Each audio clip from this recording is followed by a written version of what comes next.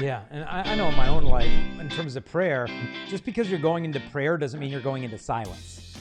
Yeah, You know, check, check, check, check, check, check, you check. can get there and I'm like, okay, I'm going to read this psalm. I'm going to read this thing. I'm going to spend time on this, talking about this, and then go.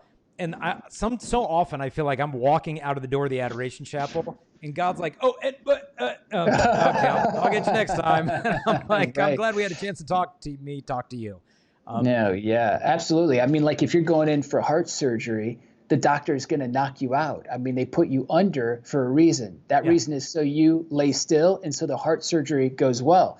And it's similar in prayer. I mean, after we get done with our adoration, our contrition, our thanksgiving, our praise of God, all that, and then our petitions, it's time for us to be still and know that He's God. See, like a lot of times in prayer, we get it wrong. We think we're God. We're telling God what to do. You know what I mean? But the thing is in prayer, we need to allow God to do heart surgery on us, which demands that we be still and let Him be God. Know that He is God. Know that He'll take care of us.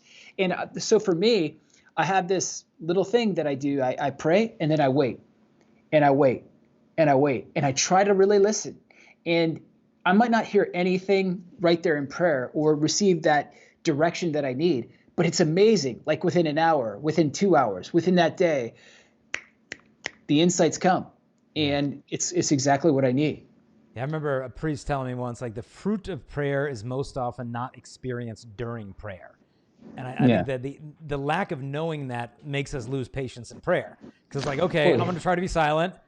And that's like, I hear a cricket, squirrel, there's a squirrel. Yeah, it just gets Right. so pulled Yeah. off. And, but I think it's really helpful to hear that, like, hey, the answer is going to come, but it might not come in that 4 minutes that you allot to Him where you're attempting to shut up during prayer. And that if you don't feel it during that time, it's not like, oh, I missed it. He didn't speak. Why do I even bother listening? Yeah, well, you don't win the race when you're practicing. Like if you're a sprinter and you're actually training, you don't win the race while you're training. You win the race when you're racing, right?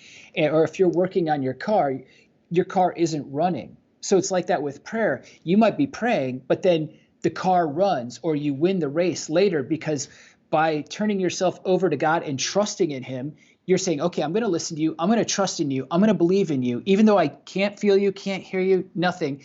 It's amazing, though, that through your friends, through your wife, through your children, through the circumstances around you, you begin to discern God's voice, and you discern it very clearly.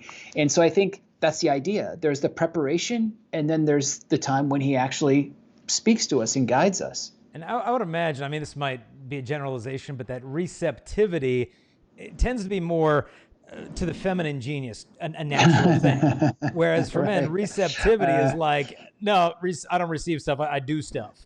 And so, I mean, maybe girls, I don't know, Yeah. I'm sure they struggle with distraction in prayer too, but I would imagine that women, maybe it just comes more naturally to receive. Whereas with guys, we want to be in control, we want to see results, we want productivity, and just Hmm. receptivity. Maybe that's why Francis wants us to look at Joseph. Like, here's a guy who knows how Yeah. to be quiet, because if you want to defend your interior life of prayer, you got to make room for someone else to speak.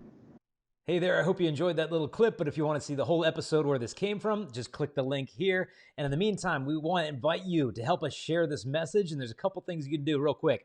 Number one, if you like or comment or share this video, YouTube will actually show it to more people. Also, don't forget to subscribe, hit the notification bell. We release videos every single day, and you'll be notified as soon as those come out. If you want to help us also to spread this message, you can support us at patreon.com/Jason Everett. That helps us to create these videos and show them to the whole world. God bless.